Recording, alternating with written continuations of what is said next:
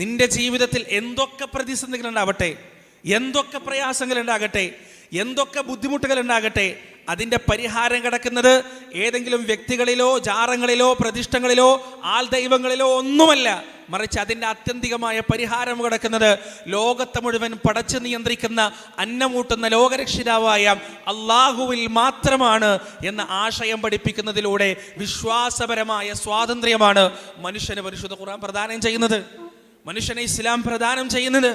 അവൻ എന്തൊക്കെ ബുദ്ധിമുട്ടുകളും പ്രയാസങ്ങളും ഉണ്ടെങ്കിലും അള്ളാഹുവിനെ മാത്രം അവലംബിക്കുന്ന, അള്ളാഹുവിനെ മാത്രം ആശ്രയിക്കുന്ന ഒരു അവസ്ഥയിലേക്ക്, ഒരു പരിതസ്ഥിതിയിലേക്ക് അവൻ എത്തിച്ചേരുന്നു.